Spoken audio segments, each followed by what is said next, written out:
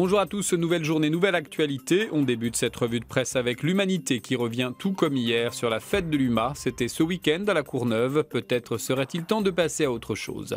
Mais le quotidien communiste donne aussi son point de vue sur les manifestations qui secouent le monde musulman et récuse l'idée d'un embrasement généralisé, rappelant qu'en réalité l'immense majorité des populations des pays concernés accueillent les appels à manifester avec indifférence.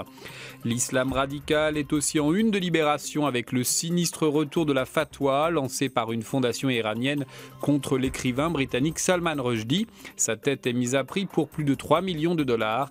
Mais dans les pages du journal, le spécialiste du monde arabe Gilles Kepel dissèque les conditions de cet appel barbare au meurtre, dont les motivations sont bien plus politiques et chargées d'arrière-pensée qu'il n'y paraît. L'ordre islamiste règne aussi en une de La Croix et au nord du Mali, où l'implacable application de la charia fait titrer au quotidien catholique l'oppression et la peur. À la une du Monde, l'appel de 75 députés PS pour le droit de vote des étrangers aux élections locales. Ce serpent de mer de la politique française était aussi une proposition du candidat Hollande. À droite comme à gauche, les débats s'annoncent d'ores et déjà piquants et Métro ne s'y est pas trompé en parlant de grand flou sur cette question hautement controversée. Plus quotidien, plus terre à terre, le Parisien aujourd'hui en France répertorie les nouvelles approches pour économiser l'essence et ses conclusions sont peu concluantes. D'autres économies en une du Figaro où sont détaillées les pistes du gouvernement pour mettre les retraités à contribution. Fiscalement, s'entend, ce sera peut-être pour le budget 2013.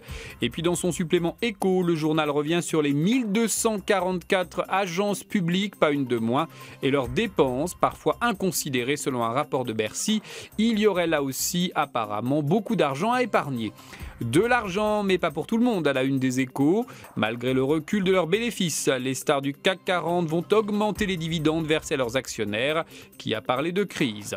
Une mésaventure quelque peu inédite dans 20 minutes. Un chasseur du Périgord a eu la main arrachée par un coup de fusil tiré par son chien. L'animal a accidentellement posé sa patte sur la détente en voulant faire un câlin à son maître. Résultat de cet élan d'affection canine, une main en moins. Cela partait pourtant d'une bonne intention. Le malheureux chasseur a affirmé ne pas en vouloir à son petit compagnon. Enfin, l'image du jour, c'est Édouard Leclerc, décédé hier à 85 ans. L'un des souverains pontifs de la grande distribution française a en quelque sorte inventé le discount dans notre pays. Sur la photo, assis dans le caddie, son fils et héritier Michel-Édouard Leclerc. La relève est assurée. Voilà, c'est tout pour aujourd'hui. Délicieux mardi et à demain.